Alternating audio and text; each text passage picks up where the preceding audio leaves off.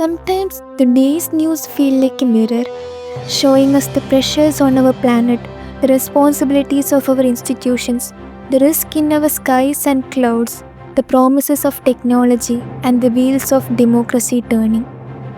Today's headlines are five chapters of one connected story.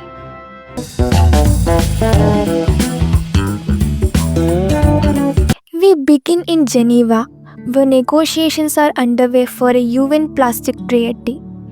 Alongside these talks, the UN Conference on Trade and Development (UNCTAD) has released its global trade update on mobilizing trade to curb plastic pollution. Plastic production has skyrocketed from 2 million metric tons in 1950 to 436 million in 2022, mostly single use. Only 10% is recycled, while nearly 75% ends up as waste. In 2022, over 78% of all plastic produced was traded internationally. Unlike biodiversity or climate change, there is no binding global agreement on plastics. Bio-based and compostable plastics make up only 1.5% of production. Tariffs on plastic products have fallen to 7.2% in the last 30 years, but tariffs on alternatives like bamboo and paper remain high at 14.4%.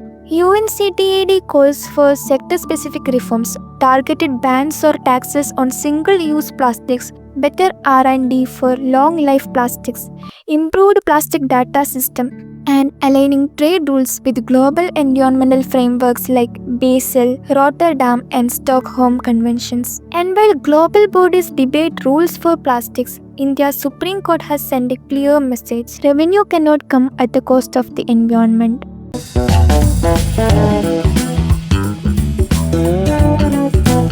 In a case upholding Himachal Pradesh notification banning all private construction in designated green areas, the Supreme Court observed that development cannot override ecology. Uncontrolled highway projects, private infrastructure on unstable slopes, and unchecked hydropower expansion have damaged aquatic life. The river Satluj, for example, has been reduced to a rivulet. Soil structures have weakened, making areas like Kulu 2025, Mandi 2025, and Shimla 2023 more vulnerable to disasters. Even the Bara Shigri Glacier in Lahore Spiti has retreated by 2 to 2.5 kilometers.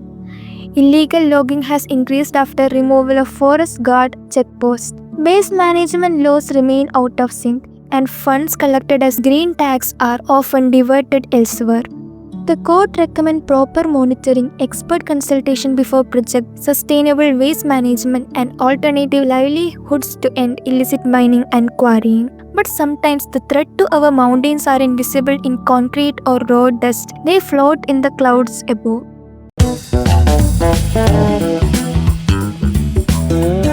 A study by the Bose Institute, Kolkata, under the Department of Science and Technology has shattered the myth of clean mountain rain.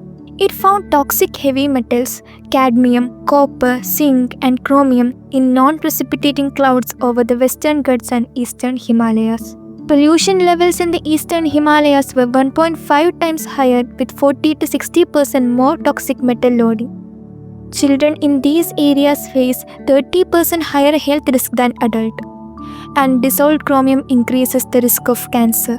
The sources: vehicular emission from foothills, industrial pollution from lowlands, and long-range transport of pollutants. Heavy metals are elements with high atomic weight and density, naturally present in the Earth's crust but dangerous in excess.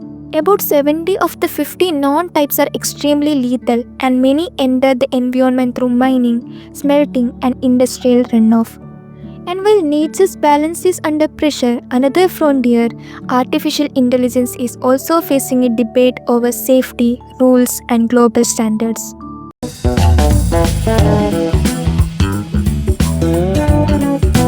26 major tech companies, including Amazon, Google, Microsoft, and IBM, have voluntarily signed the EU Commission's AI Code of Practice for General Purpose AI.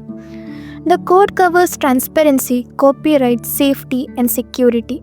While voluntary, it gives companies a head start before the EU AI Act. The world's first comprehensive AI law takes effect within 2 years. This law uses a risk-based approach with different rules for AI depending on the risk they pose. It sets clear accountability for AI providers with penalties up to 7% global turnover for non-compliance. Much like the GDPR in data privacy, it could set a global standard. Some companies worry the code introduces legal uncertainties and regulatory burdens that may hurt Europe's AI competitiveness. India has no dedicated AI law yet, but the India AI mission aims to build a safe, skilled, and trustworthy AI ecosystem. And while AI regulation shapes the digital future back home, India is preparing for one of the highest offices in its constitutional framework.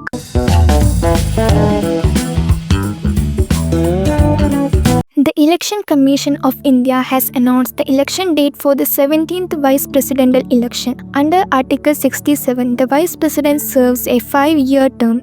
Article 68(2) mandates prompt election if the office falls vacant. The Vice President is elected by an electoral college of 782 MPs from both Lok Sabha and Rajya Sabha, elected and nominated, through proportional representation by single transferable vote and secret ballot. A valid nomination requires 20 proposers, 20 seconders, and a deposit of 15,000. Voting happens in Parliament House with special pens. First preference voting is mandatory, and secrecy violations or bribery can lead to election challenges. No party whip is allowed in this election, ensuring independence of choice. A single day, we saw the world confront the plastic crisis. India's top court defend its green hills. Scientists reveal hidden poison in mountain clouds. Global tech giants agreed to AI ethics, and our democracy prepared to elect its vice president. Environment, law, science, technology, and governance, different paths, but all shaping the same future. You're watching an affair where today's news connect to tomorrow's world.